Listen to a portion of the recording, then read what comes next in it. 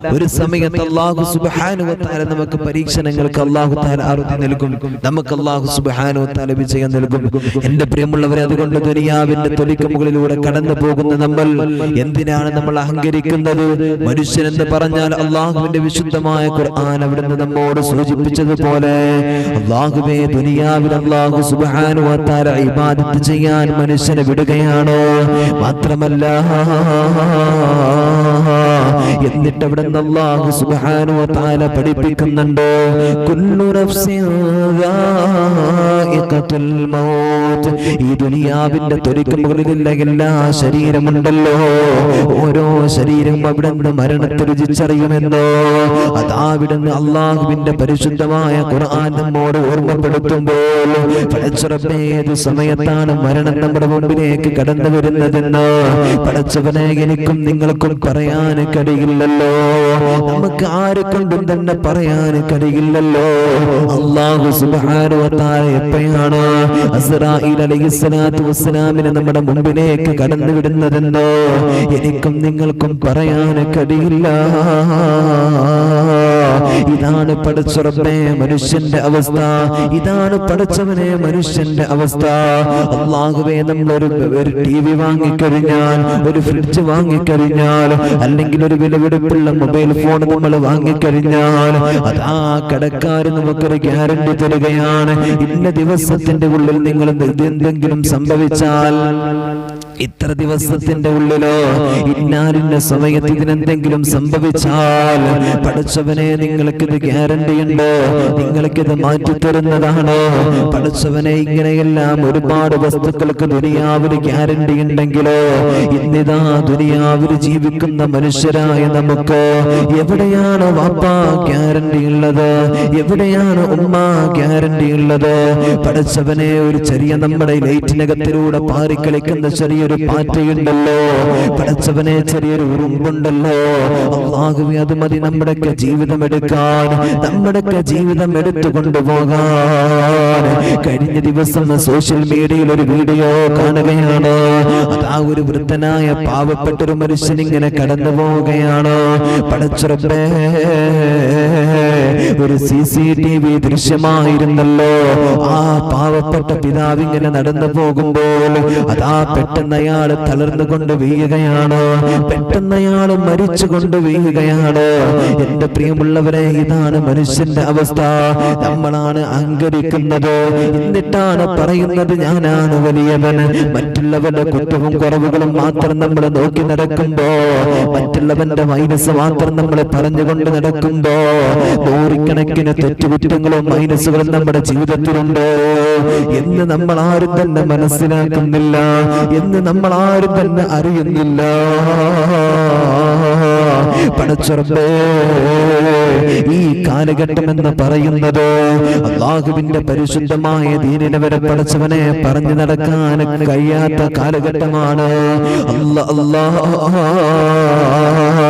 അല്ലാഹുവിന്റെ പരിശുദ്ധമായ ദീനിന്റെ വിധിവിലക്കുകള്, അല്ലാഹുവിന്റെ പരിശുദ്ധമായ ദീനിന്റെ വിധിവിലക്കുകളെ വരെ പടച്ചവനെ നമുക്ക് തുറന്നിട്ട് പറയാൻ അവിടുന്ന് കഴിയാത്ത സമയമാണല്ലോ, അവിടുന്ന് കഴിയാത്ത കാലഘട്ടമാ. പടച്ചവനെ, അതിന്റെ പോലുള്ള അല്ലാഹുവേ ദീനിന്റെ കാര്യങ്ങൾ പറയുമ്പോ അതിനെതിരെ പടച്ചവനെ കടന്നു വരുന്ന ആളുകളെയാണ് നമ്മൾ കണ്ടുകൊണ്ടിരിക്കുന്നത്. അല്ലാഹ് നമുക്കെല്ലാവർക്കും അറിയുമല്ലോ. പടച്ചവനെ, ലോകത്ത് അല്ലാഹു പരിശുദ്ധമായി ദീനിനെ പ്രചരിപ്പിക്കാൻ വേണ്ടിയിട്ട് അല്ലാഹു സുബ്ഹാനഹു വ തആല തെരഞ്ഞെടുത്ത ആളുകളാണ്. ഇനിയൊരു പ്രവാചകന്മാര് വരില്ലല്ലോ. പടച്ചറബേ, പ്രവാചകന്മാര് കഴിഞ്ഞാൽ പിന്നെ പരിശുദ്ധമായ ദീനിന്റെ ആ കാര്യങ്ങൾ പ്രചരിപ്പിക്കുന്ന ആളുകളാണ്. അല്ലാഹുവേ, പടച്ചറബേ, പണ്ഡിതന്മാരെന്ന് പറയുന്നത്, പണ്ഡിതന്മാരെന്ന് പറയുന്നത് പടച്ചവനെ ഇന്ന് മഹത്തുക്കളായ ഉസ്താദന്മാർക്ക് നേരെ വരെ ഒരുപാട് പടച്ചവനെ പീഡനങ്ങളോ, ഒരുപാട് പടച്ചവനെ സോഷ്യൽ മീഡിയയിലുള്ള അറ്റാക്കുകളോ, അവിടുന്ന് പ്രശ്നങ്ങൾ കടന്നു വരുന്ന കാലഘട്ടമാ. ദീന് പറഞ്ഞതിന്റെ പേരിലോ പരിശുദ്ധമായ ഇസ്ലാമിനെ കുറിച്ച് പറഞ്ഞതിന്റെ പേരിലോ എത്രയോ ആളുകളാണ് റബ്ബേ പടച്ച റബ്ബേ അവർ ജോലി ചെയ്യുന്ന പള്ളികളിൽ നിന്ന് വരെ അവിടെ നിന്ന് പുറത്താക്കപ്പെട്ട അവസ്ഥയായിട്ടുണ്ടെന്നറിയോ? അവർക്ക് വല്ലാത്ത പ്രശ്നങ്ങൾ കടന്നു വന്നിട്ടുണ്ടെന്നറിയോ? കേരളത്തിനകത്തും പുറത്തും പഠിച്ചവന് ഒരുപാട് പ്രഭാഷണങ്ങൾ നടത്തിയ ബഹുമാനപ്പെട്ട സിറാജുദ്ദീൻ ഖാസിമി ഉസ്താദ്, അല്ലാഹുവേ അവിടുന്ന് ആഫിയത്ത് കൊടുക്കണേ അല്ലാ, ദീർഘായുസ് കൊടുക്കണേ അല്ലാ. പഠിച്ചവനെ കുറച്ചു മുമ്പ് ഉസ്താദ് പരിശുദ്ധമായ ദീനില് ഭാര്യമാരെ അടിക്കുന്ന ഒരു വിഷയം പറഞ്ഞു. പഠിച്ചവനെ ആ ഭാഗം മാത്രം കട്ട് ചെയ്തിട്ടോ, ആ ഭാഗം മാത്രം അവിടുന്ന് കട്ട് ചെയ്തെടുത്തിട്ടോ അല്ലാഹുവേ പരിശുദ്ധമായ ദീനിനെ കുറിച്ച് പറഞ്ഞപ്പോൾ അല്ലാഹുവേ ഉസ്താദിനെതിരെ കേസ് കൊടുക്കണമെന്ന് പറഞ്ഞിട്ട് ഒരുത്തന് രംഗത്ത് വന്നത് നമ്മളെല്ലാവരും കണ്ടതാണ്. അല്ലാഹുവേ പെണ്ണിനെ അടിക്കുന്നത് എങ്ങനെയാണ് പറഞ്ഞത്?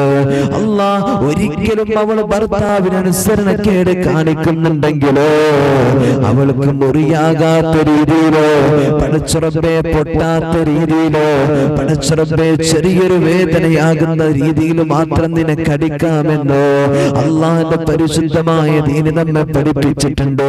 ഒരു ഉപദേശത്തിന്റെ ചെറിയൊരു ശിക്ഷ, ഒരു ഉപദേശത്തിന്റെ ചെറിയൊരു ശിക്ഷ, ഇതാണ് ഉസ്താദ് പറഞ്ഞിട്ടുള്ളത്. പടച്ചവനെ എന്നിട്ട് അവിടെ തിരു തമാശകളും കൂടെ കൂട്ടിയിട്ടൊന്ന് പറഞ്ഞപ്പോ അല്ലാഹുവേ ബുദ്ധിയുള്ളവർക്ക് ചിന്തിക്കാൻ കഴിയുമല്ലോ, അന്തമുള്ളവർക്ക് ചിന്തിക്കാൻ കഴിയുമല്ലോ.